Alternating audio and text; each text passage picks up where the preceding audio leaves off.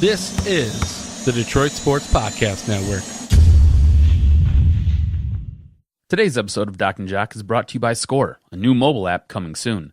Score is an interactive game that lets users win deals at bars and restaurants based on what's going on in live sporting events. Find new places to watch games and save money on your bill at the same time by taking advantage of Score's unique interactive specials that give you an additional stake in the action. A Score special can be anything a location wants it to be, from 10% off an item if a team scores a touchdown to a free round of drinks if a quarterback throws for 400 yards. Any stat can be turned into a game. Pick the deals you want to win, watch the games you want to watch, and score deals in real time. The app will update when your team or player records a relevant stat. When the conditions of your deal are met, the coupons are sent to your device to show your server or bartender. It's that easy. Score is coming to the App Store and Google Play soon. For more information, check them out on the web at score-app.io and follow them on Twitter and Instagram at ScoreDeals. Score, watch games, score deals. Is there a sports podcast in Detroit that people are talking about? Hey everybody, this is Freddie Cohen of ESPN Radio. When I'm not talking about breaking news or breaking news on ESPN Radio, I'm always a fan and listen to the Detroit Sports Podcast, and so should you.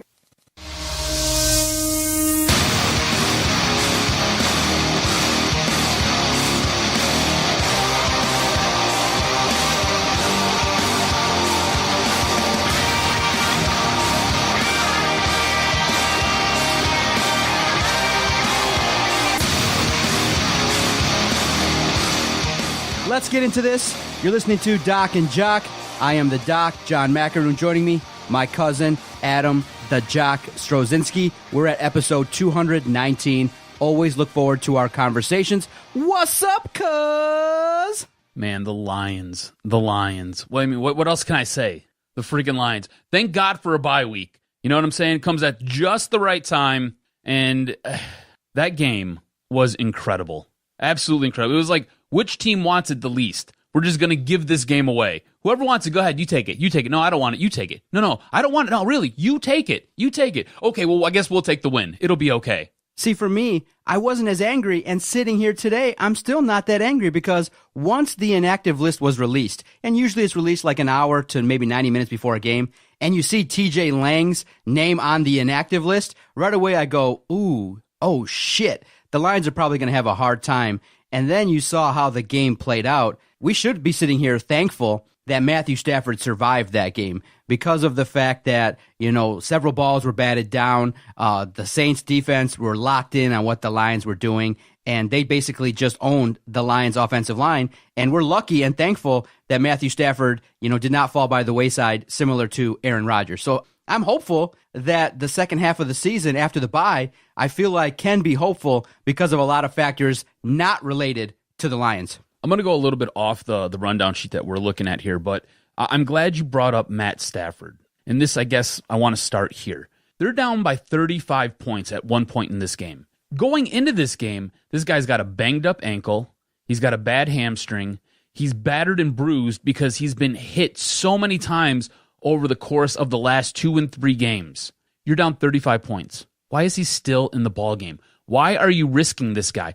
Do you realize if he goes down, any hope you have for making it to the postseason, any hope you have of doing anything this season goes poof, up in the air, because he is the key for that offense. Why do you still have him in there down 35 points? And I understand Jim Caldwell's whole theory is you got to keep playing, you got to keep pushing, you got to sit there and try to win every single game. You got to fight and scratch and claw for every inch out there. But your best player on offense going into the game was limping. And now you're going to subject him to this, where Greg Robinson legitimately looks like a turnstile. TJ Lang, he's out of the game. You got some guy that you could line up and you could point him out to me, and I'd have no clue who this dude was. And I sit there and I eat, breathe, and live sports. And I've got no clue who TJ Lang's backup is. On top of that, your right tackle is gone too. Your right guard is gone with Ricky Wagner. What kind of line is this? It's a patchwork offensive line. Because if you listen to Jim Caldwell, he's been asked this before in past seasons, and that's why you and I are so furious with him. He has the attitude of, look, football, on any given play, you can get hurt. So I'm not playing scared. If my guy gets hurt, so be it. He's not fearful. He does not care about the fact that potentially Stafford could have been hurt. I mean, you got to remember, they played him after knowing Aaron Rodgers broke his collarbone. That's negligence. That's purely negligence. He doesn't care. On the head coaching staff. You can't do that. This is the guy who you just inked to, how much was it? $27 million a season? He's the highest paid player in football. And going into this game, the guy mobility was just completely decimated because he had a bad wheel. On top of that, his other leg had a bad hamstring. How are you going to put him in this position to sit there and play behind that offensive line, which was just letting guys rush and hit him in the face time after time after time? That's negligence. If he was to get hurt, if he was not to come out of that game healthy and head into the bye week remotely healthy, what do you do for the season? Is Jake Rudock going to take you to the promised land? I'm going to say something that a lot of our supporters were furious with me about on Sunday when I said it. Look, you don't want to bench him because of the fact that he might get hurt, fine. But you watched his performance, ball after ball, batted down. You watch him drop back, and the Saints defender rips the ball out of his hand, which I've never really seen that way with that ease. Just rips the ball, scores a touchdown. The first drive of the game, you can kind of sense, if you're a football man, that, Stafford's timing's off. He's not seeing the offense the way it's supposed to be. He's not seeing the field properly because of the fact he holds on to the ball too long. He gets strip sacked, and the Saints fall on the football. So for me, I don't even argue that he should have been pulled because of fear of injury. I get mad and furious that sometimes a quarterback just doesn't have it. And when you obviously sign him to that big deal, he is your quarterback, and you have the bye week. He's your franchise player. I feel like he should have been benched for poor play. You could have benched him for poor play. You could have benched him just to sit there and salvage him. Give him basically a head start on the bye week so he can get a little bit more rest, so he can get more healthy, so you can come in and take care of business down the stretch here. You've got 10 games left this season. 10 games, which are going to make or break. The division is in your hands. You can host a home playoff game, which is something we haven't talked about in forever. You can do it. It's all right there for you. But you're going to sit there and you're going to roll this guy out there who basically needs a crutch to get up and down the field. That's purely negligence on Jim Caldwell, negligence on the coaching staff, negligence, easy for me to say, on a B- organization. The Detroit Lions are a B- organization. You can sit there and you could be a good organization like the New England Patriots. I would even say Jerry Jones, because Jerry Jones does a lot of good things for the Cowboys, and he does a lot of good things for that team. You've got the Lions. What do? They do nothing. Absolutely nothing. So, cuz, what happened Sunday? What resulted in this epic meltdown? Because watching it, you say to yourself, wow, this was a meltdown on epic proportions. I mean, you had the offense that looked like they couldn't do nothing. You had turnovers that resulted in points for the opposition. You looked at it and you said, oh my goodness, the offensive line could potentially get Stafford hurt for the year. Bad coaching, bad execution. Everything just seemed to fall apart when they got down 45-10. It just seemed like they were snake bitten and not ready to go full bore in that contest. What did you see? I mean, multitude of errors all over the place, right? I mean, the defense didn't look ready. The O-line was atrocious. You had issues on special teams where Agnew runs one back and he waves to everybody on the Saints sideline. Like, what are you doing? You're down a whole bunch of points. Just score your touchdown and just start over. That's what you got to do here. And then after that, he muffs a punt and he basically puts the Lions on the 1 yard line. Good job, bro. The coaches in the play calling, I mean, I've already elaborated on how awful this coaching staff is by putting Matt Stafford out there time and time again, especially when you're down by 35 points. And then just some of the play calling, when you've got a guy who's on two bum legs, I'm not sure what you're doing. But the thing that I seen and I took out of this game was Matt Stafford's play. And whether it be because he's dealing with the injuries, whether it be because the offensive line was just letting guys get to him, Matt Stafford was the result of 21 points for New Orleans. He lost that game by 14. This loss goes on Matt Stafford. And me and you have just discussed it. I felt he should have been taken out when you were down by 35. But the coaches leave him in there. He then ends up costing your team more and more points. 21 of them go solely on number 9's shoulders. It was Matt Stafford's fault that they lost this game. When you ask me, who do you put the loss on? I put the losses on the coaches because of the fact that now defenses are aware of what the Lions are doing. Now, what did I say last year? All through last year, this offense is boring. Now, I'm looking at it from a fan. Now, imagine you're a defensive coordinator and your job 8 hours a day, maybe even more, as you see these guys sleeping on their cots. Your job is to hone in on watching film and seeing Chris what Spielman was calling plays out before they even took place. Exactly. Just out of basic formations. So that tells you that anybody with an average sense of what to do could formulate a plan to disrupt the Detroit Lions offense. And therein lies the problem with the Lions. The coaches, the play calling, the scheme right now with the talent that they have is basically not going to put them in positions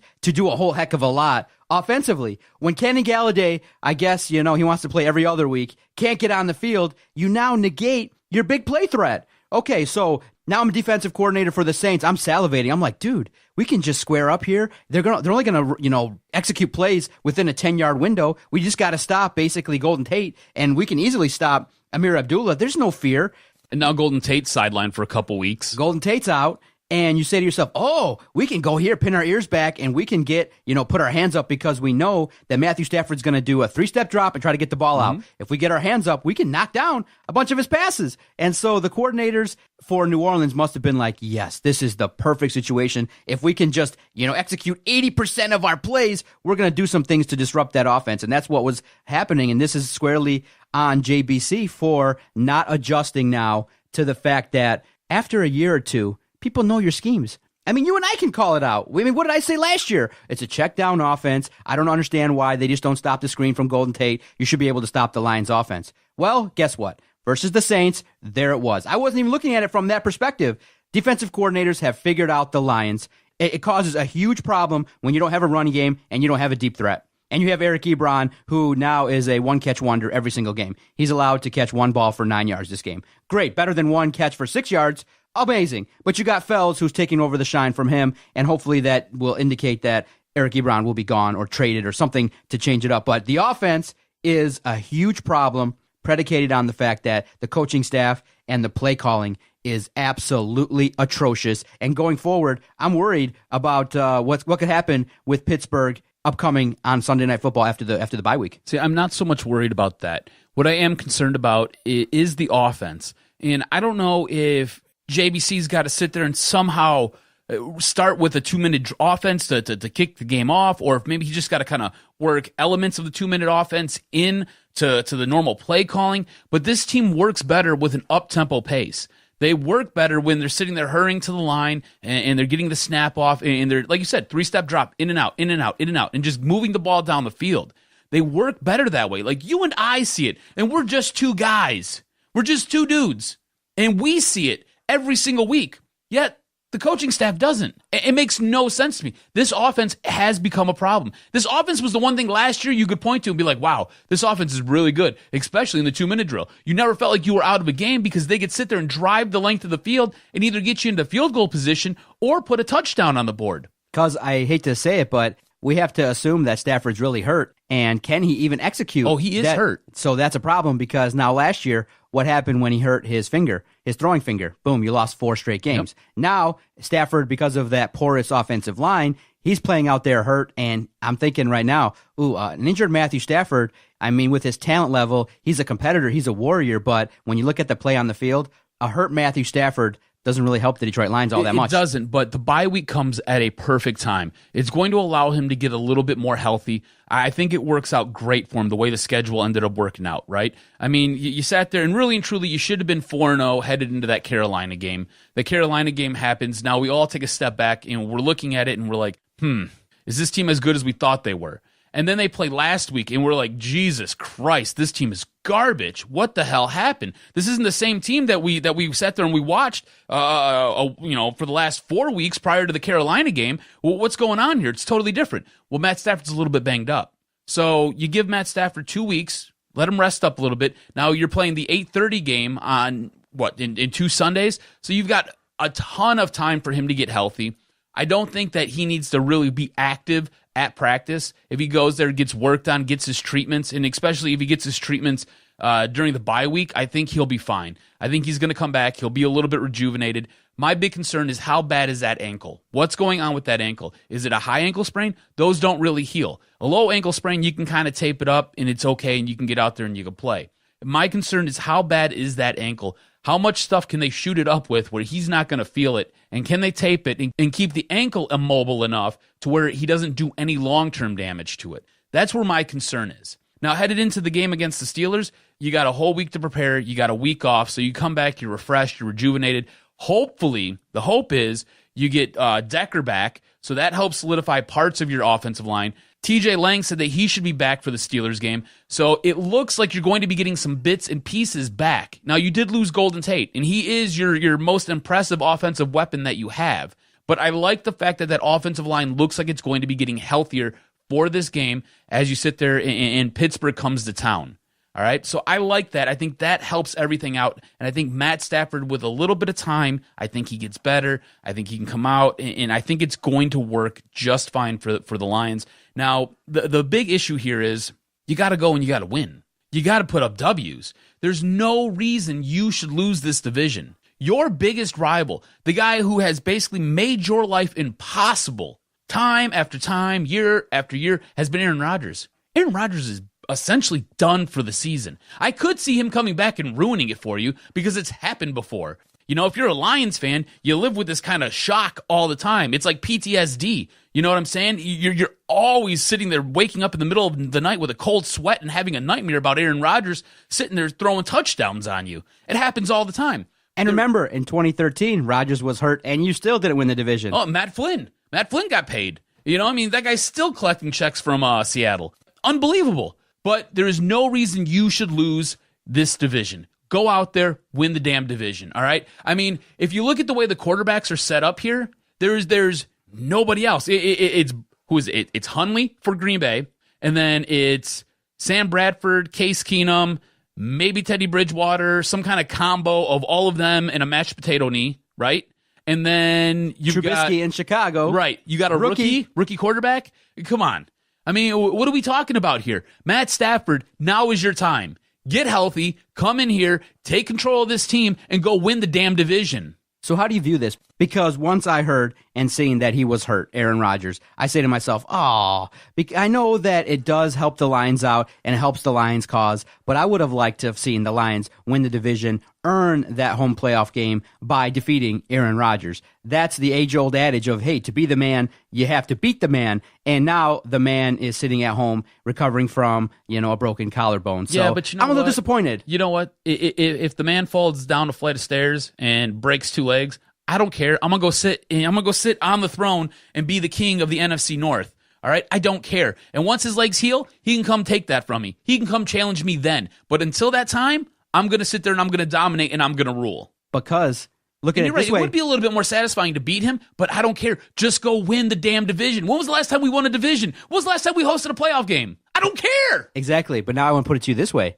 See, you're assuming now that the path to the division is the Lions for the taking. What I'm saying is now the level of disappointment gets ramped way up if you don't get the division. If you lose, now, if you don't win the division. Now there's expectations. And so the Lions have to go out there and they have to go out and perform and take this division because everybody gets fired. Wouldn't you think that the odds-on favorite right now sitting here, this week would be the Detroit Lions to take the division? You would think. But Minnesota is, right? See, so the way we have to see it is there's a chance that the Lions don't win the division. And we got to sit here and go, Oh my gosh, Aaron Rodgers is out. You got Bob Quinn. You had 2 years of drafting and you got your quarterback who's making $1 gazillion and you still can't win the division. What else has to fall into their lap? Do you need, every starting quarterback in the division? What has to happen for the Lions to step up and actually win the division? So it is a little bit scary because you've given these guys already an extension before the recipe was even cooked. So that's why I feel like by extending Jim Caldwell, it's a big, huge problem because now you have the marker. Win the division this year. You had it laid out for you, Bob Quinn. Why extend him? You had it laid out. Now Aaron Rodgers is out. Here's your expectation. If you don't win this division, you are fired. And everybody with you. Simple. But no, they extended him, and maybe they might have the gusto to even fire him still if they don't win the division, if this thing collapses. But, right now sitting here, I'm panicking. You're expecting them to win on that Sunday night. I'm saying, what? Well, maybe, Pittsburgh comes in, Big Ben. They got talent all across the board. Le'Veon Bell could run wild, wanting to come home and play in front of his peers and his support and his family, being a guy that went to Michigan State. You got Antonio Brown. You got talent all over that field. You got Martavis Bryant, if he's still on the field and still a part of... He's still part of the team. He's still part of the team. You got talent all across the board there on offense. You're expecting them to come out and win after the bye when other teams have struggled and looked a little bit shaky this year coming after the bye. I'm a little bit panicked. This could be a collapse of epic proportions this year.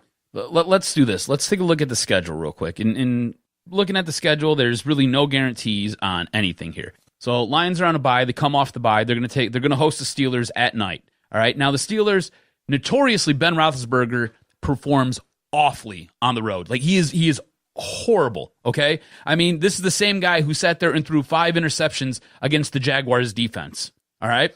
There seems to be a lot of turmoil going on. I know they just won last week, but there's a lot of turmoil going on in that locker room between Big Ben, Antonio Brown, and Le'Veon Bell. There's something not right in the mix there. So they don't scare me as much as they did earlier in the season when we were sitting there putting our projections in order. They should get a W there. You got to travel to Green Bay with Brett Hundley. I think you get a W there. You then take on the Browns. Can we both say W? W? Say it with me. W. W. There you go. All right, so now you're 3-0 after your bye. You go to the Bears. I think you can beat the Bears. I'm not sure how you feel about it. I think you can beat the Bears. The Vikings are going to come to your house. You've already beat them once. I think you can beat the Vikings at home. All right, so now we're 5-0. All right, now you got to travel to the Ravens. And look, the Ravens aren't a very good team. We'll say they lose to the Ravens. We'll just throw that in there, all right? The Bucs aren't a very good team. I think you can beat the Bucs. Then you got the Bears again late in the season. Then you got the Bengals who aren't very good. You got to travel to their place. And then you're hosting the Packers again. Rodgers might be there for that game. I don't see any way that this team should lose the division based off of that schedule right there, just by going by wins and losses, all right? Now let's flip the script a little bit. Let's look at what Green Bay's got to deal with here. Green Bay's got to travel. They're actually hosting the Saints. You just seen what the Saints did, right? That their defense actually looks like it might be, I don't know, some semblance of a defense. I didn't think they had any defense, but hey, you know what? They scored a bunch of points on you, so I'm not really sure. On top of that, Brett Hundley's going to be getting his first real in-game action, so good luck with that. So Green Bay's going to play the Saints, then you're going to their house, all right? So I'm thinking loss. Then they're playing the Bears. They're going to the Bears. Might win that. I'm not sure. You've won the season series 2-0 the last couple of years consecutively. I mean, you got a quarterback that nobody really knows what's going on. And then you've got the Ravens coming to town. I think the Ravens that's a pretty decent defense for the Ravens. So I think they lose that game. The Steelers, you got to travel to the Steelers. And look, again, night and day. Ben Roethlisberger's night and day at home and on the road. So that's going to be a toss-up right there. That's a 8:30 game on a Sunday night. And then you got to play the Bucs. That's probably a W. Play the Browns. That's probably a W. You then have to sit there and travel to Carolina, play the Vikings, and then come visit Detroit. I just don't see Green Bay getting out of their own way. They've got a very difficult schedule ahead of them. Just looking at Green Bay real fast, do you think that it's the right decision for them to stick with Hundley? Don't you just go out and get an experienced quarterback? Maybe Matt Barkley, maybe go out and look at Romo or Colin Kaepernick. Do you think that sticking with Hundley is the best option for them? I feel like that might be gifting us some nice opportunities. At this point, I mean, look, you got to remember, it's not one of those things where you just go grab a guy off the street and you throw him in. He's got to learn what's going on with that playbook. He's got to learn how guys run their routes. There's so much that they have to learn. And if you bring a guy in off the street, I think you can sit there and automatically chalk up at least 3 L's.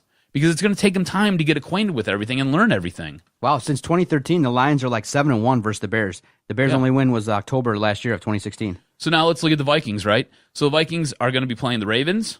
Again, not sure what the Ravens are. I think they got a good defense, all right? The Browns, that's a W. They've got to travel to Washington. They then have to play the Rams.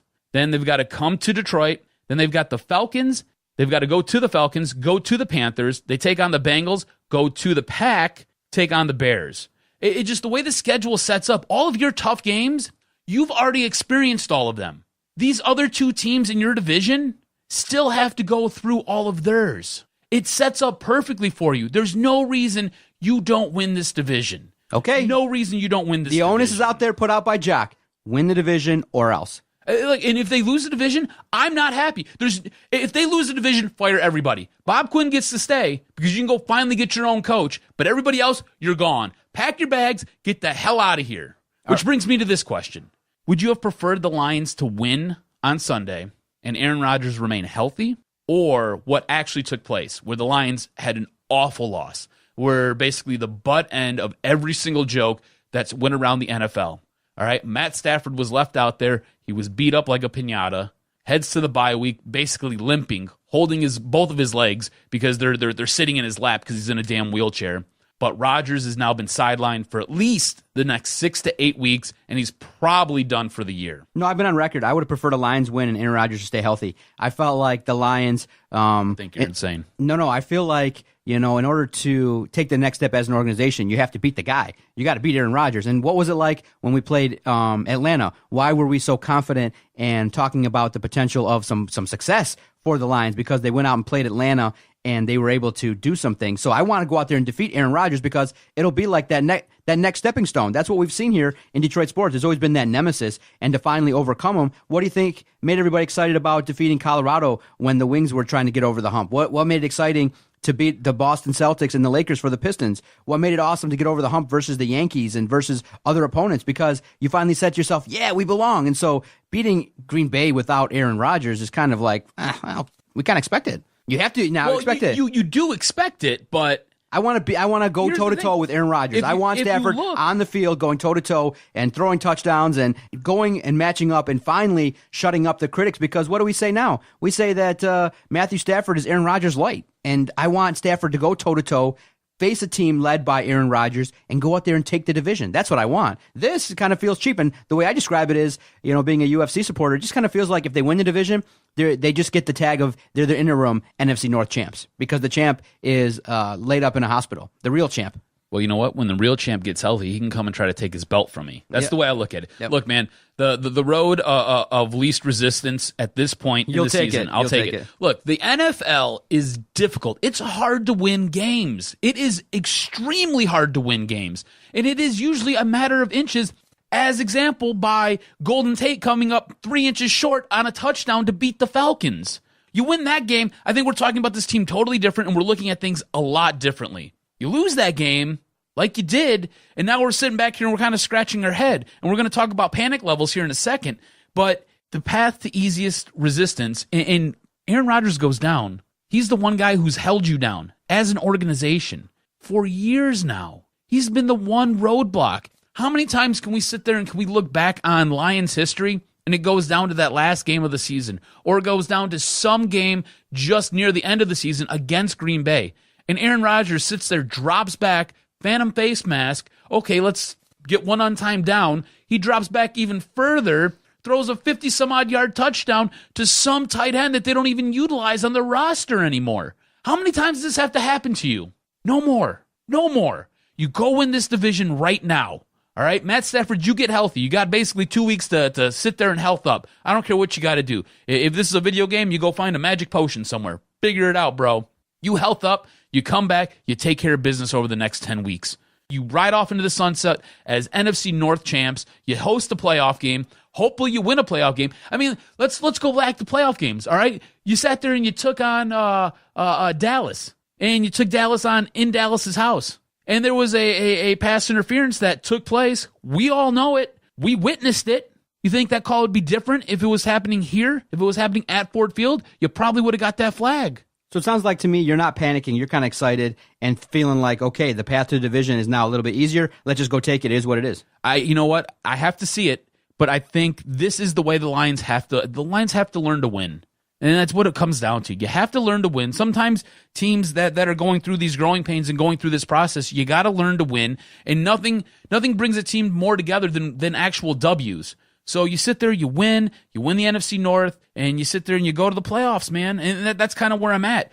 If what happened to Aaron Rodgers didn't happen to Aaron Rodgers, my panic level would be at an all-time high because you were embarrassed against New Orleans. Absolutely embarrassed. Now, what happens with Aaron Rodgers takes place, and I'm like, all right, well, who do we really have? I mean, the best quarterback in this division right now is ours, and he is a little bit hobbled, but he's got a bye week. Golden Tate's going to get healthy. He should come back. Our offensive line, we're going to be getting pieces back there. Those guys look like they're going to be much better, and we're going to actually get to see what this offensive line is supposed to look like. I like what our defense looks like for the most part. I mean, they do force turnovers, and that's what the whole key of how this defense is predicated.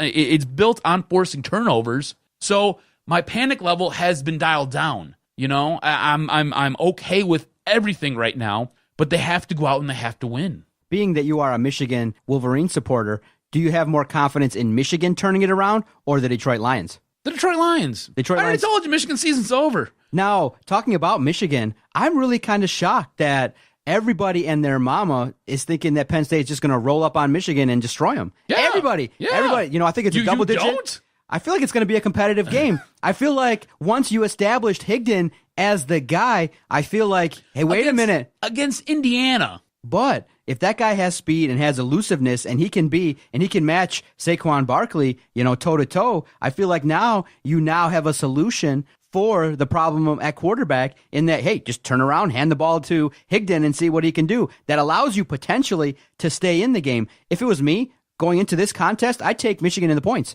I feel like it's going to be a 1 or 2 possession game at most. I feel like knowing that they're expected to get trounced on the road at Penn State, I feel like this might be a turnaround game for Michigan, and they might actually win the game outright. You don't see it? No. No. Here's the deal. This is going to be a perfect game because you're going to get to see Brandon Peters at some point in this game. You think because it's going to be so far out of control. Dude, Saquon Barkley is going to run up and down the field. On top of that, I don't like you, and you don't like me. Well, that's fine, Brian. I don't care. Look, Trace McSorley is going to have a day. Hey, look, their defense is pretty solid, okay? Penn State's defense is pretty solid. I like Michigan's defense a little bit more, that being said, but Saquon Barkley is a different animal. He's a different creature. Like, this guy is something like you sit there, you mix potions together, and I mean, that's the second potion reference I've had on this podcast. What's going on here? You mix stuff together, and the next thing you know, you pour it in a machine, and what comes out is you got Franken Barkley. He's a monster. He's a monster. It's what he is. Look, there's no way. The line right now is 9.5.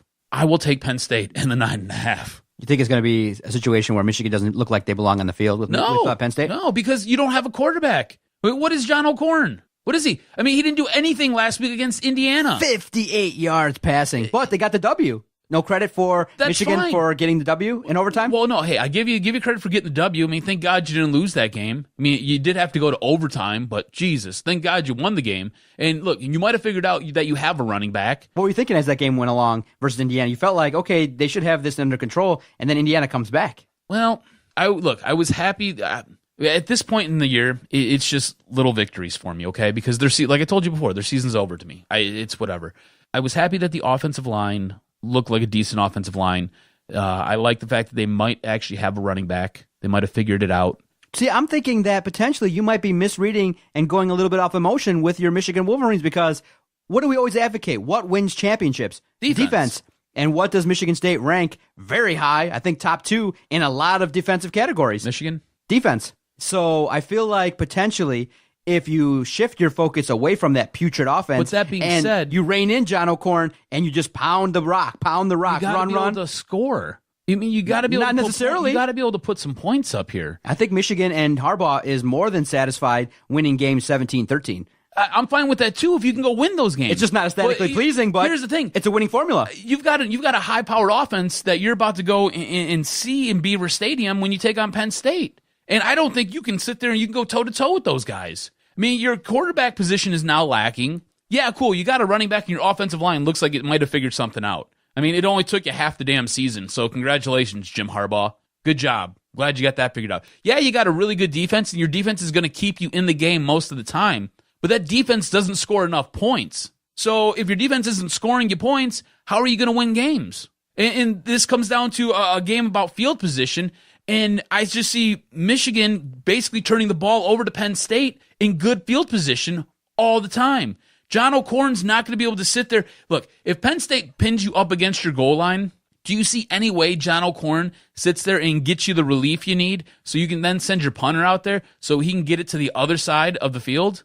I just don't. I see him keeping you pinned down deep. Your punter comes in, kicks the ball, and then Penn State's starting somewhere near the 50. And they're going to take advantage of those short fields. That's how I see this game playing out. Okay, I see it a little bit differently. I feel like Michigan is going to try their absolute best to control the game, control the clock by running the football. I feel like John O'Corn might not even pass 12 times the entire game, and they're going to count on that defense to really put pressure on Saquon Barkley and that offense, and maybe McSorley makes some mistakes, turns the ball over. You know who's got a better defense than Michigan? Who? Penn State. Oh, so what's the rankings? I don't know what the rankings are. I'm looking at points allowed per game. Penn State allows 9. Michigan allows 14.7.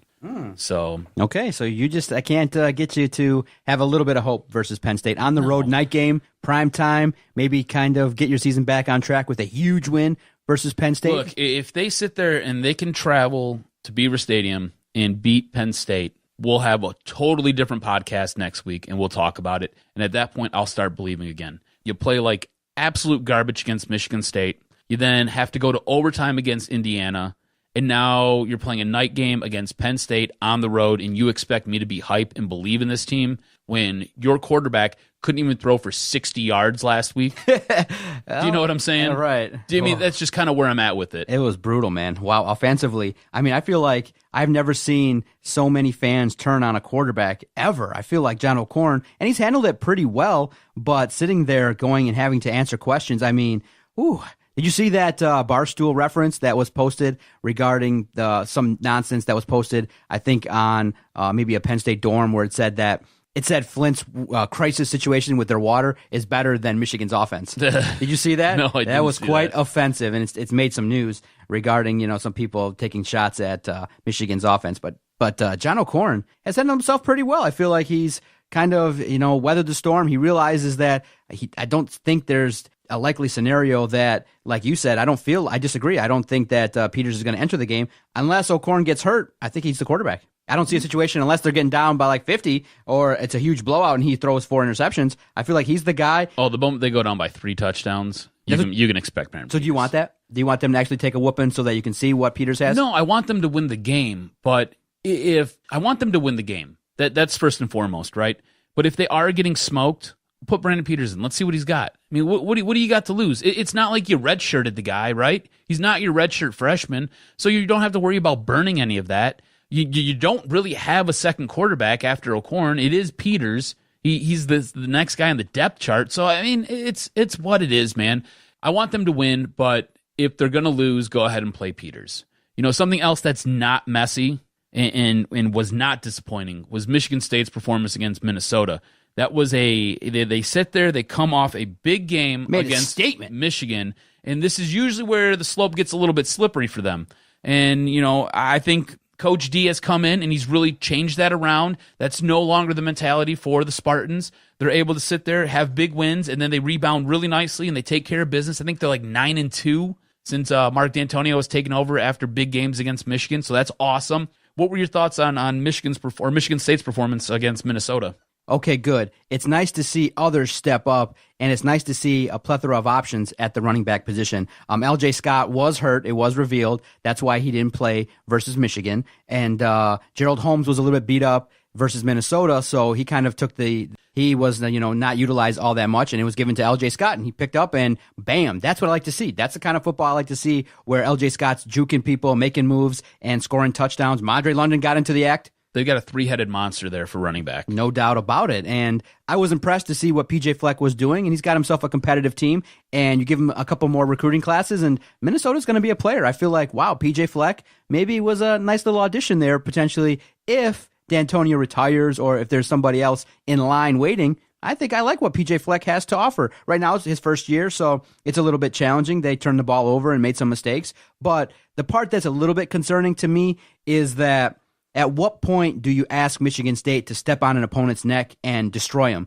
I feel like having a young team, it's fine, you can make that excuse, but at some point you have to look and say, okay, you're good enough to build a lead, but why is it that you have the urge to let up, or why is it that it was a closer game than the score indicated? Because you were really dominating Minnesota. All of a sudden, you make some mental mistakes. The defense lets up. Minnesota starts scoring, and it puts a little bit extra pressure on you. And we've seen games like that in the past where you go out, you play Nebraska, you play them tight for a half, and then all of a sudden, you don't score for the entire second half. You go out and you play Wisconsin, and those games are always brutal, but you don't bring it for 60 minutes. So with a young team, I'm just waiting for more consistency across 60 minutes where you get a big lead and then you extend the lead and you trounce an opponent. And I feel like that potentially could happen this homecoming versus Indiana.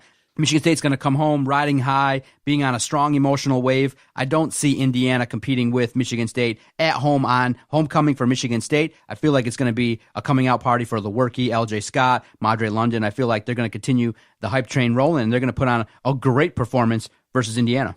I think we should sit there and start making bets on which running back's going to get the bulk of the carries. Who gets the most touchdowns this week? It seems like the last couple weeks, man, they just sit there and they rotate those guys, you know? But I'm just impressed because this is what they're doing with a young team. Yeah. Now, let's just hopefully stay healthy and add some more pieces, some more talent. You're seeing some more pieces being added in terms of recruits. So Mark D'Antonio's got his program rolling, and he's got himself a good season so far with only one loss. I'm impressed, and got to puff out our chest when I see the AP rankings. I see Michigan State ahead of Michigan, as it should be.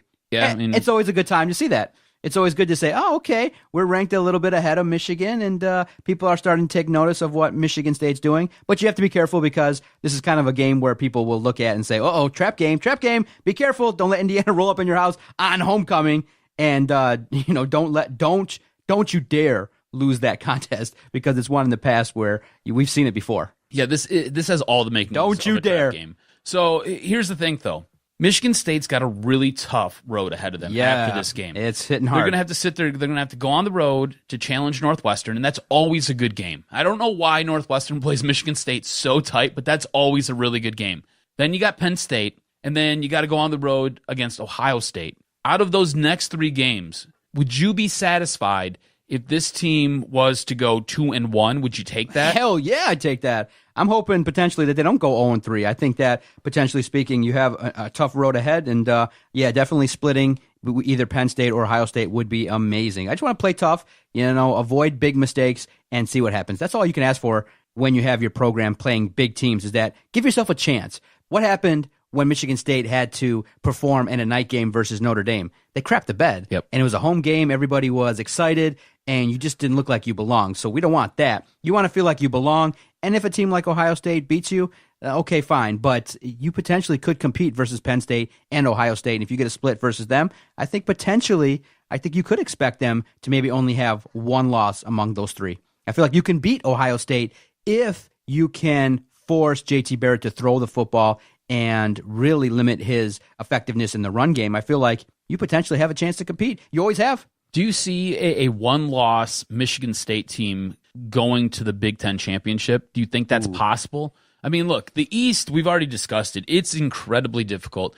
And most of the time, you've got to go undefeated in order to get there. Yeah, I just don't see it. I feel like Ohio State's the class of that division, and they'll do some things. More than Penn State? Yeah, well, that'll be interesting to see who comes out.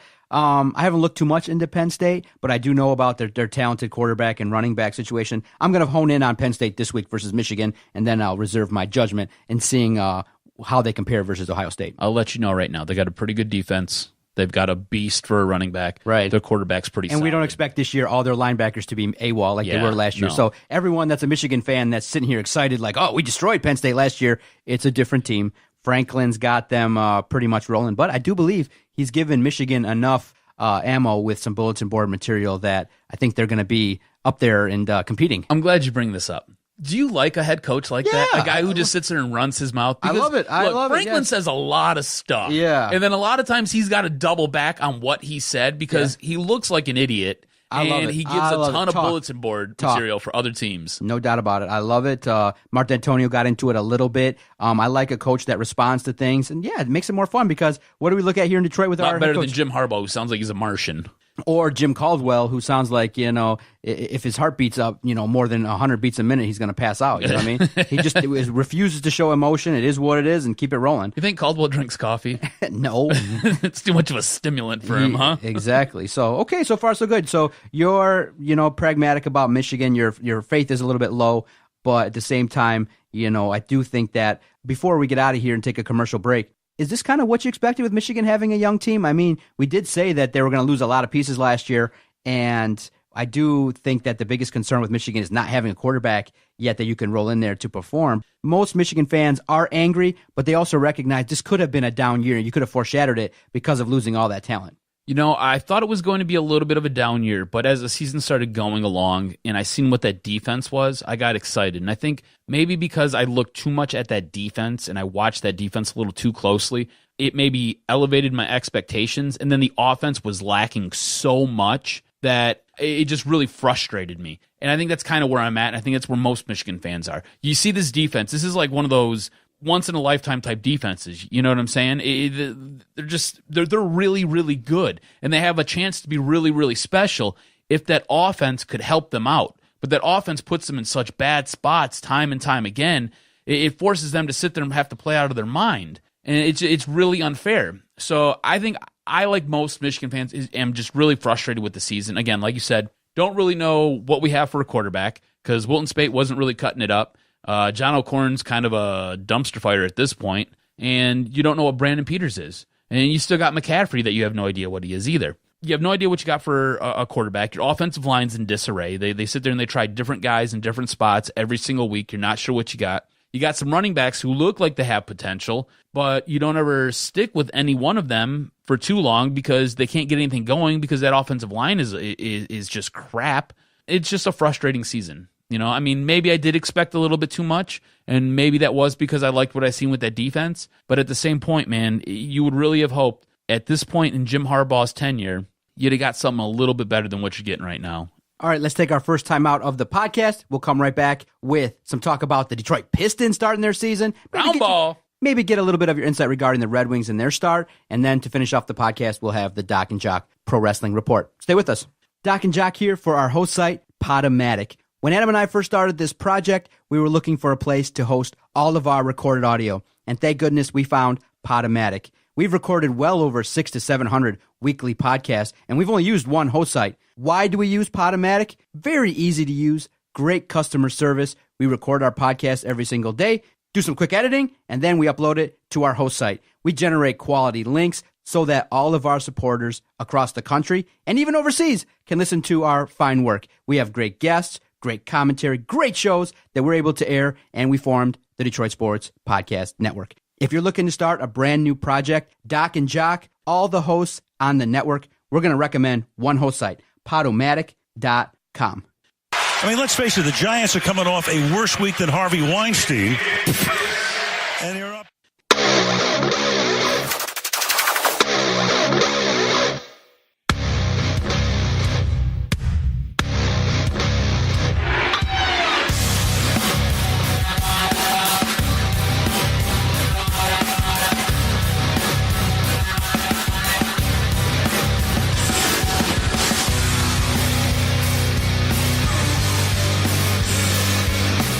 Yes, sir. You're listening to Doc and Jock on the Detroit Sports Podcast Network. Cuz, did you know that basketball season started?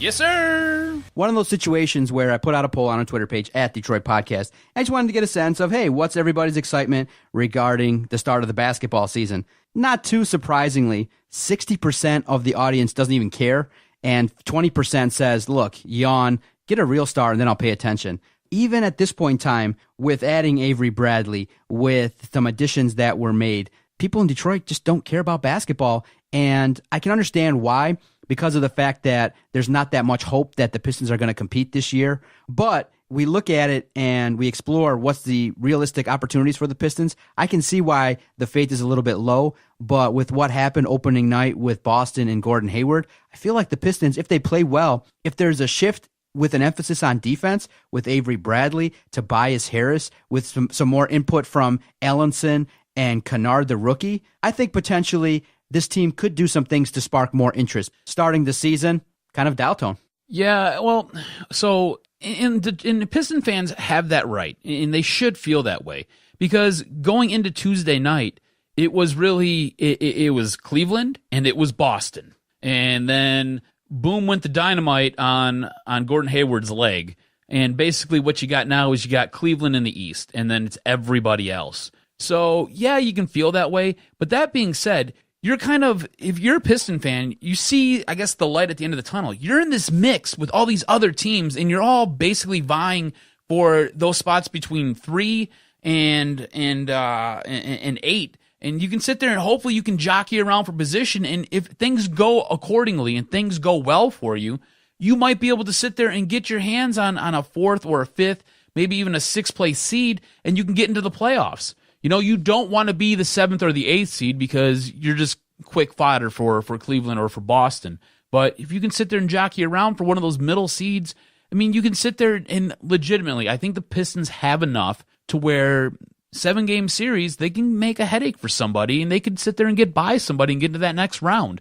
And really and truly, that's where it's at for this team. You don't have a superstar. You don't really have anybody on this team that you're like, man, that guy's awesome. I want to go see him every single night. You don't have that.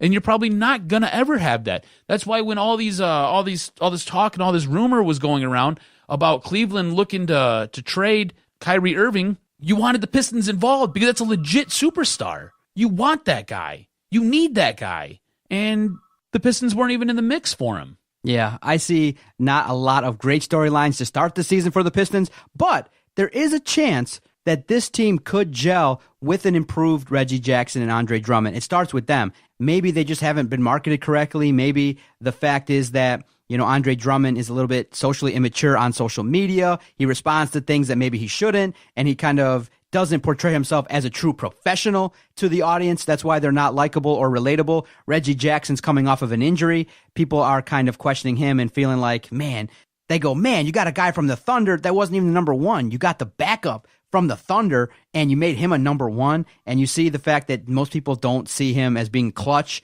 and they feel like, you know what? Maybe he's just not really all into it, all in. Maybe he's just a professional, but he's not ride or die. He's not really a guy that we can gravitate towards because something is missing. Whenever talks are about making moves, what names are thrown in there? Drummond and Jackson. Those names are right away thrown in there. Why is that? Because people feel like you can upgrade, and people probably would be even more satisfied if Ish Smith ran the point and Reggie Jackson had a limited role, because here's the problem. His job is going to be to jack up threes, and he's streaky. Mm-hmm. That's the problem, is that he's one of those guys that doesn't he doesn't show reservations when the shot's not falling. He still jacks them up. And so that's why people get a little bit frustrated with the Pistons. There's long scoring droughts.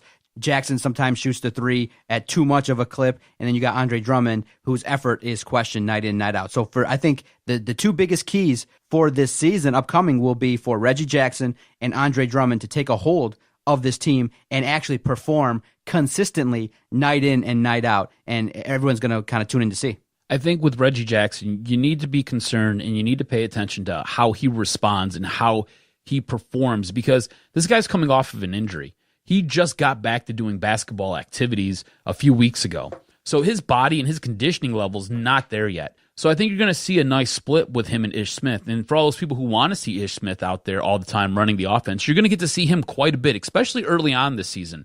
So it'll be interesting to see how Reggie's body performs and rebounds, especially if they have to do any home and aways or back-to-back games, because those usually take a lot out of you, especially if you're a point guard and you're in charge of running this team, and you got to be on the floor, in excess of 30 minutes a night. So it's going to be interesting to see, and you're right. Drummond and Jackson do have to take control of this team. It has to be their team. That being said, though, I think Avery Bradley is going to have a nice effect on this team. He's a defense-first kind of guy. He can shoot the three. These are all things that Stan Van Gundy likes. He's the prototypical perfect player for Stan Van Gundy. So I think you have a guy who's defensively responsible. That's going to translate into a better defense on this team, because I think he's going to help lead by example. I think you're going to see Andre Drummond play a little bit better on defense. I think Reggie Jackson's going to give a little bit more of an effort on defense, and that's going to all trickle down. And I see you smirking your face up right now. But look, Reggie Jackson's got to perform better on the defensive side of the ball. Shoot the three, make the three, man. You got to score. That works too. It's one of those things where I think Avery Bradley's going to come in. He's going to be a leader by example, and it's going to really help this team. And that being said, there was this nice Zach Lowe article where he really broke down a lot of different things, a lot of different predictions, and he included the Pistons in a few of these. Basically talking about how the Pistons will be looking to trade Drummond and Jackson during the middle of the season, but they're going to be forced to settle for trading Tobias Harris for some cap space to resign Avery Bradley and get a prospect. If this happens, I will come into this studio and I will break everything. Because Tobias Harris is the one guy on this roster right now that I like a lot. I think he's probably the best player that this team has, whether it be on the defensive side of the ball or whether it be on the offensive side of the ball. I think he's underutilized in this offense. I don't think he gets the run he deserves, and I think he's probably the best player this team has right now. So you're going to go all Chicago Bulls on my ass? Yeah. You hear the story? No. Oh, you didn't hear what happened? I have no idea what you're talking about. Oh, my gosh. I just said yeah, just because. Well, there's a report. Okay, so opening night didn't go so well in terms of PR. In Chicago, Bobby Portis, teammates with Nikolai Mirotic, he punched him, his own teammate, and destroyed his face. So Mirotic was forced to go to a hospital after practice with a broken face because his teammate, Bobby Portis, punched him. Well, I'm not going to punch you in the face. Exactly. No, I won't go all Chicago on you. Exactly. No. I'll be upset because, look, man, ever since they traded for Tobias Harris, I was huge on. I loved the trade. I thought it was awesome. Again, another guy who's the prototypical Stan Van Gundy type of player that you want. He can sit there. He can stretch the floor for you. He plays good on defense. He can do a lot of different things. And him being utilized as a sixth man for the most part, I don't like it. I feel like he should be out there starting. You know, look, man, I heard an interview with Avery Bradley the other day, and he talked about. I think the question was, who's the player that you came in and you've been most impressed with since you've been here? And the first guy he said was Tobias Harris. And then I think he caught himself and he was like, oh, well, Andre Drummond's been real good and Reggie Jackson, because that's what everybody wants to hear, right? But the first guy he said, when you brought this up to him, first thing that clicked was Tobias Harris. That guy should be out there starting every single day. Yeah, can easily get 20 points a night. And so you hope that there's contributions outside of Reggie and Andre as well. So you hope that others can take ownership of this team. So realistically, we got to ask, how many wins for this team? And do you think, because I think I read that Lowe has them missing the postseason. He does. I feel like it's right around 43 wins and potentially getting the 7th or 8th seed and getting eliminated early, first round exit. I'm going to say it's going to be 41 wins, and I think they will. In the crappy East, that's pretty good. Yeah, and I think they're gonna fight for the 7th and the 8th seed right there with you, and they're just going to be quick fodder for either Cleveland or Boston, because I still think Boston's got a really good team, even though Gordon Hayward had his leg screwed on backwards the other night. I still think Boston's going to sit there and be a difficult out for most teams. And look, the East is absolute garbage. So quick hitters, if the Pistons don't make the postseason, should Stan Van Gundy be fired? I wouldn't fire him. I would take one of his duties away. Either you got to pick and you got to choose. You can either be team president or you can be coach. You can't be both. Better three-point shooting team than last year or worse? Better because of Avery Bradley. Is Reggie Jackson and Andre Drummond going to be on this team next year? I hope not. Ooh, both gone. Okay. I hope. Here's the thing. You can have one, but you can't have both. I don't want both of them. I don't like what they bring to the table. Andre Drummond, if he can get his head screwed on straight and he can mature, I think you got a shot to maybe have a special player. It's that one guy that we've all been looking for. I mean, I remember the day he was drafted. I was excited when they drafted him. I'm like, man, that type of size and that type of athleticism just doesn't fall off a tree. You know what I'm saying? And then you got to meet the player over the course of 3-4 years, and you're just like, he's like a dummy. You know what I'm saying? He's like a high school kid still. And it's just the maturity's not there. As far as Reggie Jackson goes, he's just not healthy enough to play. And then he pouts when he doesn't get his way. And sometimes you're not the best option. You know, Ish Smith might be the best option some nights because he can do more than you can. Some nights you might be the best option because you can do more than he can. So don't pout when you don't get your way. You know, be a good team member, be a good teammate. You know, you don't have to, just because you're not getting all the minutes that you want doesn't necessarily mean that you're not helping this team. It just sometimes your roles, you got to do different things. You know what I'm saying? Just because you don't end up on the score sheet every single night, it doesn't mean that you're not contributing. And I think a lot of players don't get that. That doesn't sink in, whether it be at this level, whether it be at the college level, or whether it be just in your rec leagues. You sometimes don't have to be on the score sheet. You can go do other things. Real quick, Red Wings 4-2 start. Real nice start. They would have played Toronto on Wednesday after our recording. I feel like Jimmy Howard has given the team a solid. He's given the team a solid chance to get points night in and night out. Mrazek struggled a little bit, but he's firmly planted in the backup role. I feel like, Furk and the offense has done some things, and I feel like, okay, so far so good. Getting some wins and some points early on is important, but a little deflating for me to play Tampa Bay, your rival. And again, they just seem to have a little bit more talent over there in Tampa Bay. And you played them close, but in the end, they got some great players over there in Tampa Bay. A little bit frustrating to lose to your rival. You know, I think looking at the way the entire NHL is kind of set up right now, and looking at the way the Atlantic Division is set up more specifically, you're going to, I think for a while, you're going to be looking up at the likes of a Toronto and a Tampa Bay, just because they've got a lot of young players, a lot of talented players. I think the Red Wings are somewhere in that mix with that's behind them. I like what I'm seeing so far from a lot of the young guys. I like what I'm seeing from Mantha, Larkin, Furk, like you mentioned. I think this team has a decent mix of some old and some new. I've been real impressed with I've been real impressed with Jimmy Howard. I think he's done a real nice job coming in and really solidifying that goaltender position. Look, it is his spot. It's his spot to lose. He's got to do what he's got to do. Hopefully he can remain healthy enough to get through the season. I think that's the big question there. I like what I'm seeing, though. I think what they really need to work on is trying to strengthen up that blue line a little bit. Erickson, costly turnover the other night against Tampa Bay, led to a goal. You can't have that stuff. I mean, if this was the playoffs, geez Louise, that guy would be getting skewered. You just can't have stuff like that happen. Look, More wins, Red Wings or Pistons? Ooh, good question. What about ties? Do we move ties over for? Well, for they both play 82 games. You count the wins. Okay, here's the thing. I'm going to say Pistons if we're just going to go straight up W's. Okay, but if you were to sit there and slide the ties over, I would say the Red Wings. Does that make sense? Makes sense. Okay, very good. Let's take our final timeout and the podcast with the Doc and Jock Pro Wrestling Report. Juicy week on Raw and SmackDown. Interested to get your sense of what went down.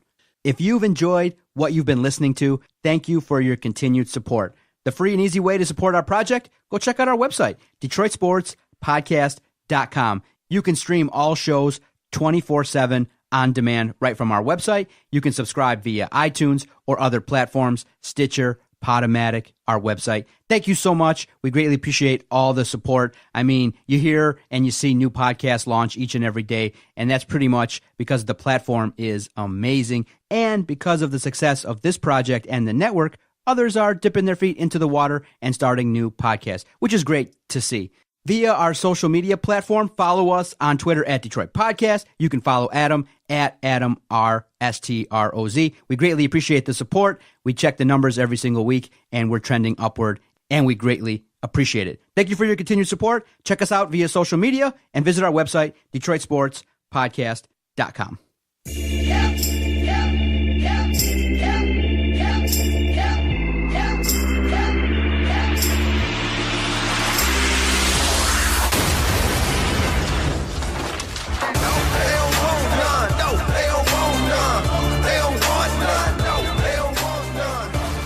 Yes, sir. Doc and Jock Pro Wrestling Report. Where do you want to start, Raw or SmackDown? What caught your attention? Let's start with Raw. I think it was the better short show this week. I'm not sure about you. No doubt about it. I mean, right when you seen, I think we kind of assumed that the Shield was going to come out through the crowd, but to hear that little intro with their music and their theme was awesome. And the old outfit on too. We geeked out. Oh my God. It was great to see. It was great to see. But a little bit in my mind, I don't know why, if it's my creative juices or if it's the writer in me, I kind of feel potentially that there might be a swerve coming up in a pay-per-view where maybe if you want to take Roman Reigns to the next level, you have a turn, and maybe potentially he does some things to get even with the Shield and breaks it up. I'm not feeling a long-term run with the Shield. How about you? I'm not feeling a long-term run either. No? This is going Breakup you see breakup written all over this? Oh, yeah. This is going to be one of those things they're giving the fans what they want for a little bit, and then at some point there will be, I don't know if... What's the best way to break up the Shield? I have no idea how you do it. I've been thinking about it. I'm not sure how you do it, because Roman doesn't want to turn heel, or they don't want to turn him to be a full-fledged heel. They like him in this kind of weird gray area, like a John Cena, where half the fans boo him, half the fans cheer him, all the little kids love him, but the grown-ass men can't stand him. So I don't know what they're going to do with Reigns. But if you were going to flip one of the two, he'd probably be the best one to flip. You know what I'm saying? So he can go off and do his own thing, and you got your tag champs right there. But this is going to be short-lived. It's at some point what they're going to end up doing is they're going to end up putting Reigns in with against Lesnar, and that's kind of where they're going to go with that. And I don't know what they're going to do with Rollins and Ambrose, but maybe you have. I absolutely love it for the time being. Maybe you formulate another group to challenge them, whether it be with Bray Wyatt or with Finn Balor. You have a lot of different ways to go. But I enjoyed seeing the Shield reunion. It was great to kick off Raw. We all geeked out. It was amazing to see. After the Shield comes out, they cut their promo and all that kind of goes on. I think very quickly, though, that first hour just became crap. It was like weird tag teams and odd cruiserweight crap just to kind of fill some time, which then gets us to the whole Enzo Amore segment, which I thought was outstanding. I'm not sure how you felt about it. I think Enzo is getting a little bit tiresome, but I love this. I thought this kind of freshened him up a little bit. He now has his own heel stable. It's him and like 4 other cruiserweights. They beat the living crap out of Kalisto. I thought it was awesome. I think this is the move that they need to make for Enzo. Enzo has to be that heel bumping manager. He's got to be like Bobby the Brain Heenan, a manager who can sit there, go out there, take a few hits. He can sit there, deliver a few shots. He'll bump around for you, but he's your mouthpiece. I think when Cass comes back, I think long term, I think you need to put these two back together because they were awesome together. Separate, you had no idea what the hell to do with either one of them. You know, Cass ends up hurting his tore his ACL. So Cass ends up getting hurt, and you're just kind of like, all right, cool. So now Cass is on the mend. What the hell do we do with Enzo now? And then you put him on, 205 Live, and basically the entire show has been built around him.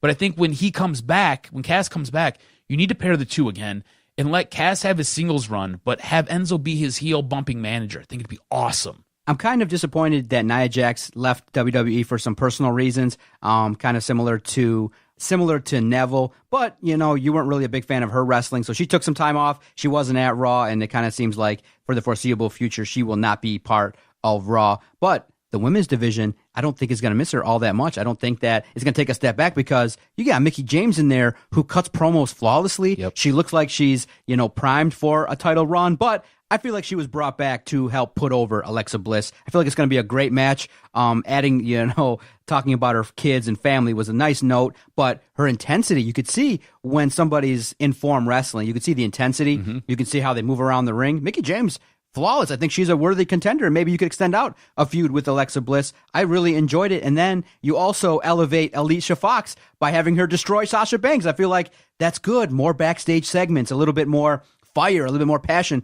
I liked what I saw from the women on this week's Raw. Yeah, I agree with you 100%. And I think they should do a change. I think I think Alexa Bliss should drop the title to Mickie James. Let Mickie have a little bit of a run with it. It doesn't have to be real long. Just let her have a little bit of a run with it. And then if you want to give it back to Alexa, or if you want to give it to Sasha, whoever, because Asuka's coming in. So I know I liked what I seen from the women this week. I thought it was very good. Well done. Do you like the bar with Sheamus and Cesaro, with the fact that Cesaro has to talk with a lisp with that thing? It's kind of just I didn't understand. Wrestle. I didn't understand why he had to have the mouthpiece in. I mean, is it are his teeth that messed up from that bump? I mean, still, is that what's going on? Is that why we have that mouth guard in there? I don't understand why you let your talent talk with mouth guards in. Like, because they did it with Nakamura too. It doesn't work. No, you just can't do stupid. it. Don't do it. No, I don't need that. I am thoroughly enjoying what's going on with The Miz, the bar. The crowd was really into Curtis Axel. They really enjoyed having him around. Curtis Axel. So they were really into it. I love the main event. And even the wife noticed, Kane came back to avenge The Undertaker. I thought it was a perfect way to reintroduce Kane. And I like how she picked up on that because the announcers didn't mention it at all. I think they just kind of wanted to leave it open, but I feel like that's probably why he's back. And to see the fact that now that he gets to be part of tables, ladders, and chairs, super excited. Do you realize that we don't have one tables match, one ladders match, and one chairs match at a TLC pay-per-view? Do you realize that? They're all standard matches, unless something changes. Yeah, they'll be utilized. You know that they'll be there. They're probably using the main event. Maybe Bray Wyatt and Finn Balor will use it. The women might use it. Let's talk about that real quick. I'm glad you brought that up because I absolutely hate what they've done with Finn Balor. And I hate what they've done with Bray Wyatt. Garbage. Finn Balor looked like a freaking bootleg pumpkin. He looked like he belonged at an ICP show or like a part of Juggalo Championship Wrestling. It was like Hollow Wicked was coming to a Monday Night Raw near me. He looked like a freaking pumpkin. And that story that he told about that the little demon when he was a kid and all that jazz, that's the story for the demon character. Yeah. He sat there and he spun it in a different way for some crap with Bray. Like, no, dude, you're changing your entire history. You can't have revisionist history. You can't rewrite what you've already sold us on.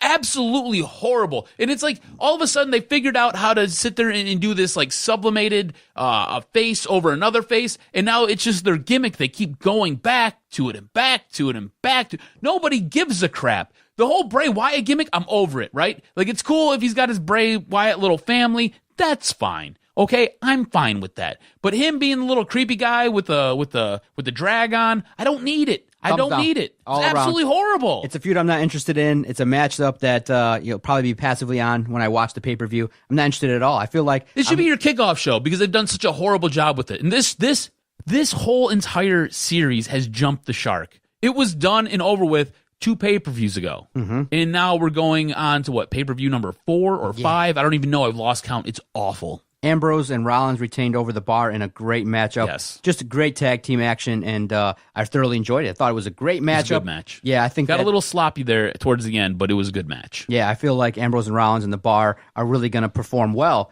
in the main event at TLC. I feel like it's going to be good. Now, here's a question for you. So for the main event, because at this point it's now 3-on-5, and this is something we had discussed a few weeks ago, how many members are going to be. Is it going to be a 3-on-5, 3-on-6? It'll be 3-on-5, I believe. I think it's going to be a 3-on-5 as well.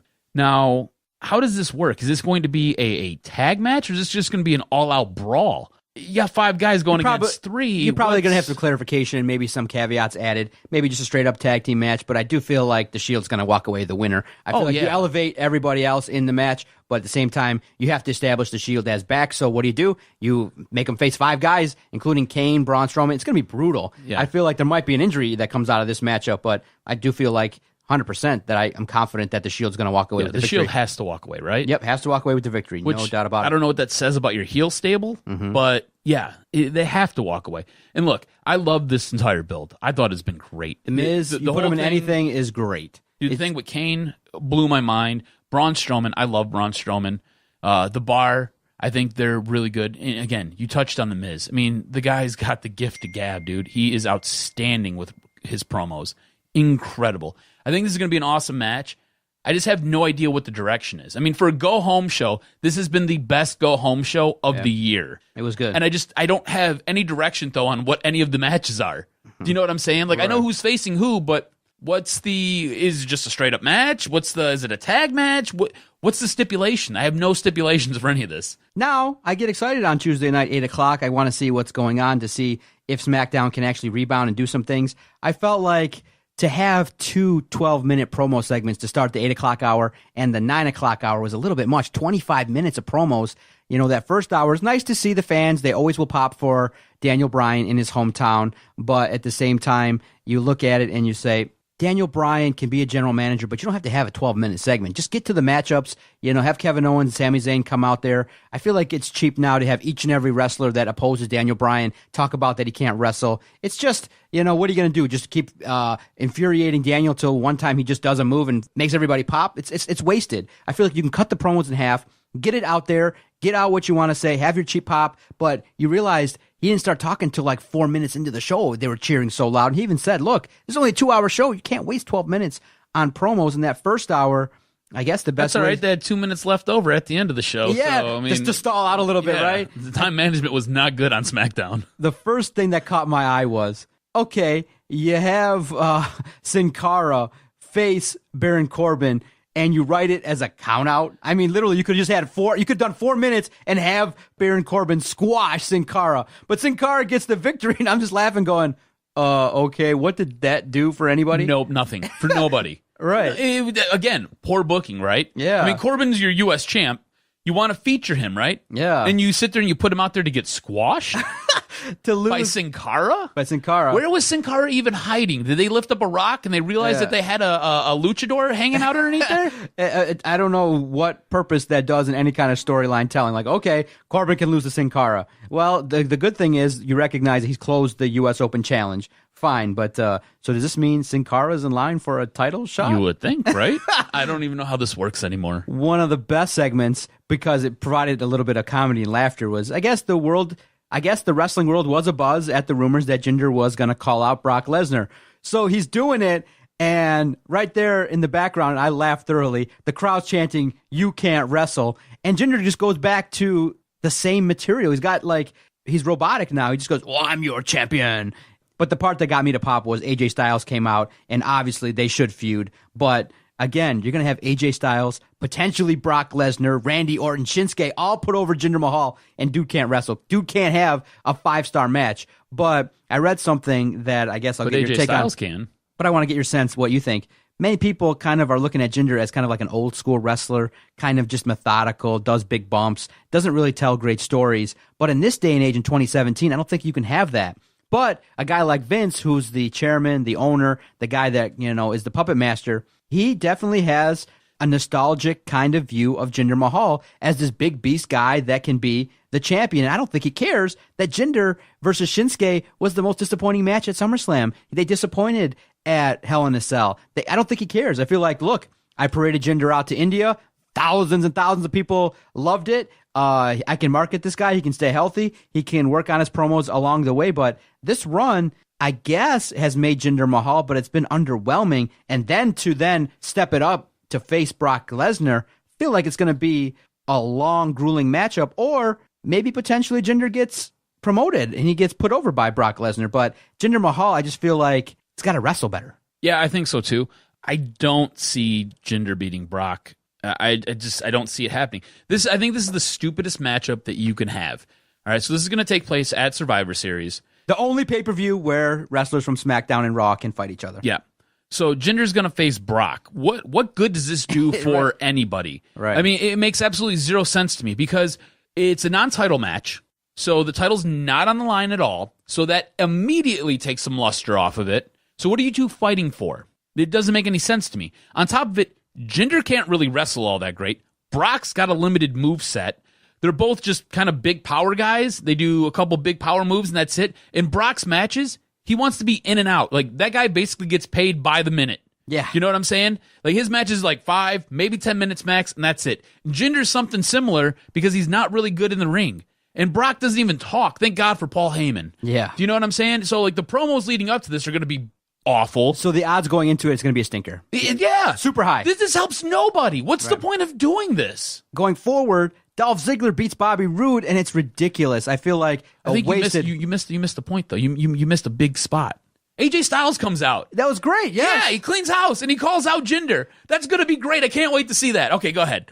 I thought that was funny too, where Jinder's all angry and pissed. He goes, "Next week, Sunil's gonna fight him." that made me laugh. I laughed. Did you see his face? Yes. He was like, "Yeah, I'm gonna fight him." That He was- was all like shocked at first. That was good. I liked it. That was good. Dolph gets the W over Bobby Roode. I feel like a stupid way of booking it. It is.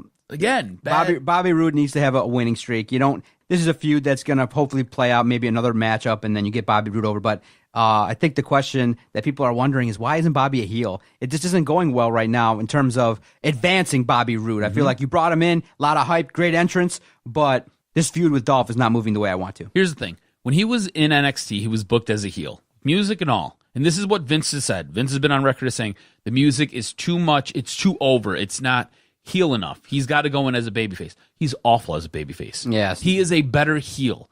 And he would be a much better heel here. His promos would be better. His in-ring action would be better. He is a better heel. You're missing the mark here. You're wasting this guy's time, and you're wasting his push, and you're wasting the initial rub that you get when you get promoted from NXT. Again. And then to end the show, Randy Orton and Nakamura are another tag team match. Why? Stupid. Why? But the I still have no justification because last time, like I said, Randy Orton sat there and dropped an RKO on Nakamura, yet they're buddies. Did you pay attention to the very end, the very last comment? Kevin Owens and Sami Zayn, they're excited, and they catch it. I'm like, That was the best part. I was like, wait a minute, rewind that. So I rewound it, and he's like, get in here, hug me tight. Hug me tighter. Hug me tighter. Hug me tighter. I love Kevin Owens. Kevin Owens is the best part of SmackDown. I feel like maybe that was the result of maybe a couple kicks to the head. Get in here, hug me tighter. Look, where do you go from there? Kevin Owens is great at working comedy into his promos and working comedy into his matches. He's outstanding at it, right? On top of that, he's a really, really good heel.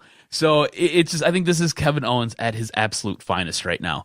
This might be better stuff than when he was with Jericho. And I love this stuff when he was with Jericho. I like Sami Zayn being there with him, so I think it's really good. I do too. Yeah. That was probably the best part of the entire show was the final 2 minutes, which they sat there and they went to the back after they won their match. And then I think somebody in Gorilla was shit. yeah, oh crap, we've got another minute, we got another 120 seconds we got to fill. All right, you guys go back out there. And they gave them the microphones. And as you could see, Randy Orton and Nakamura, because they panned to Randy Orton and Nakamura, and they both have this confused look on their face like the match is over. We're trying to leave. Yeah. Why are you two back out here and hug you tighter? What? Was Nakamura even in the tag match? Dude! Where was he? Where did he go?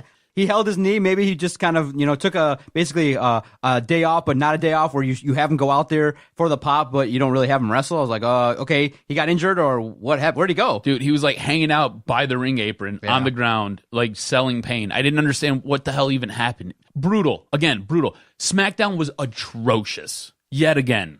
Raw wins the week again, so they take a 5-2 lead in dominating fashion. Raw right now has a better talent, better storylines, better wrestling, and they're taking advantage of a gimmick in the Shield that has been way over, and by utilizing it correctly with more surprises and just a much better overall presentation, Raw won the week, no doubt about it. It gave us our best go-home show of the year thus far, which is awful because we're 10 months in. All right, sir. Great podcast. Always enjoy the conversation. Hey, so I just realized something. While we were in one of our breaks, I was sitting there screwing around on my phone, and I realized that I'm playing you this week in fantasy. Yes, I was hoping you to pay attention to that. I'm 3-3. I'm pretty satisfied. Not making the best moves, but at the same time, I'm decimated with injuries. Golden Tate hurt. My quarterbacks are hurt. So I'm just hoping to keep it close. I'm averaging 75 points a game, which is nowhere near what I need to compete. But sitting 3-3 could be worse. Did you want to place a bet on this week? No, at all hell or no. No. All right. I'd have to get like 30 points. I'm way an underdog. Hell no. I'm just trying to finish with 6 or 7 wins, try to squeak into the postseason, maybe make that move. I'm kicking myself because I had Golden Tate, and he started the game off great. Marvin Jones was dropped, which I thought was a stupid move by whoever dropped him. I'm like, I should go pick him up, but I got Golden Tate. And I felt like, well, you do the research, you go, man, Golden Tate dominates against the Saints, so I didn't pick up Jones. My opponent last week picked him up and got 15 points out of him, but I need running back. It's just a tough situation. But I'm enjoying fantasy football this year. Good deal, man. Good deal. Yeah, I'm 3-3 too. I'm just on the inside of the playoffs, kind of looking out. So hopefully I can sit there and get some wins going on. It's a good mix right now. A lot of teams are 3-3, a couple undefeated teams, an undefeated team, and some quality matchups ahead. So it'll be fun in our league. Always enjoy it. Good deal. For the Jock, Adam Strozinski, I'm the Doc, John McAroon. Thank you for tuning in to episode 219. Tell a friend, subscribe via iTunes. Tell everybody, hey, there's this great podcast network doing some great things. It's called the Detroit Sports Podcast Network. Go Pistons, go Red Wings. This was locker room talk. Second dick. Sorry, Detroit. Didn't quite work out. And all I can say is Detroit Sports Podcast scores. I have voices in my head. They counsel me. They understand. They talk to me.